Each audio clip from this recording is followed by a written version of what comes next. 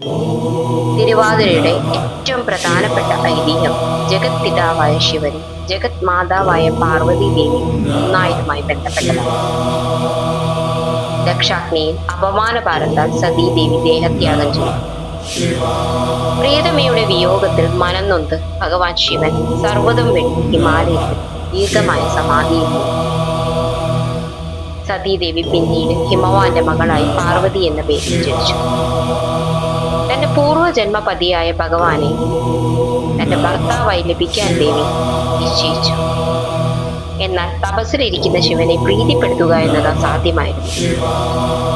രാജകുമാരിയായ പാർവതി കാട്ടിൽ പോയി കഠിനമായ തപസ് അനുഷ്ഠിച്ചു. വേനൽക്കാലത്ത് ചുറ്റും തീ കൂട്ടി അതിന്റെ നടുവിൽ നിന്ന് ശീതകാലത്ത് തണുത്തുറഞ്ഞ വെള്ളത്തിൽ നിന്നുകൊണ്ട് ദേവി പ്രാർത്ഥിച്ചു. ഭക്ഷണം പൂർണ്ണമായി ഉപേക്ഷിച്ചു. ആ കാലഘട്ടത്തിലാണ് ദേവിക്ക് അപർണ എന്ന പേര് ലഭിക്കുന്നത്.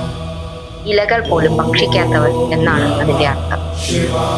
ഒടുവിൽ ഒരു ധനുമാസത്തിലെ തണുപ്പുള്ള രാത്രിയിൽ തിരുവാതിര നക്ഷത്രം ഉദിച്ചു നിൽക്കുന്ന സമയത്ത് ആ ഒരു പുണ്യ മുഹൂർത്തത്തിൽ ഭഗവാൻ ശിവൻ പാർവതിയുടെ മുന്നിൽ പ്രത്യക്ഷപ്പെട്ടു.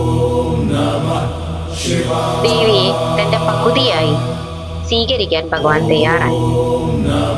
അതായത് അർദ്ധനാരീശ്വര സങ്കല്പം. ഈ ഐതിഹ്യം നമ്മെ പഠിപ്പിക്കുന്നത് യഥാർത്ഥ സ്നേഹവും ലക്ഷ്യബോധവും ഉണ്ടെങ്കിൽ ഏത് തപസ്സും വിജയിക്കുമെന്നതാണ്. സ്ത്രീകൾ തിരുവാതിര വ്രതം നോക്കുന്നത് പാർവതി ദേവിയുടെ ആത്മസമർപ്പണത്തെ സ്മരിച്ചുകൊണ്ടാണ്. തിരുവാതിരയിലെ പ്രശസ്തമായ തുടിച്ചുകുളിക്കും പാതിര പൂച്ചൂടലിന് പിന്നിൽ കാമദേവന്റെ വികാര നിർഭരമായ ഒരു കഥയുണ്ട്. താരകാസുരനെ വധിക്കാൻ ശിവപുത്രന് മാത്രമേ കഴിയൂ എന്ന സ്ഥിതി വന്നു. എന്നാൽ സമാധിയിലുള്ള ശിവനെ ഉണർത്താൻ ആർക്കും ധൈര്യമില്ലായിരുന്നു. ഒടുവിൽ ദേവന്മാർ കാമദേവനെ ആ ദൗത്യമേൽപ്പിച്ചു. കാമദേവൻ തന്റെ പുഷ്പബാണം ശിവന് നേരെ തൊടുത്തു. ഭഗവാന്റെ ധ്യാനം മുറിഞ്ഞു. കോപിഷ്ഠനായ ഭഗവാൻ തന്റെ തൃക്കണ്ണു തുറന്നു മുന്നിൽ കണ്ട കാമദേവനെ നിമിഷ നേരം കൊണ്ട് ഭസ്മമാക്കി. കാമദേവന്റെ പത്നിയായ രതീദേവിയുടെ വിലാപം കൈലാസത്തെ വിറപ്പിച്ചു. പാർവതി ദേവിയും രതിയോടൊപ്പം ഭഗവാനോട് അപേക്ഷിച്ചു.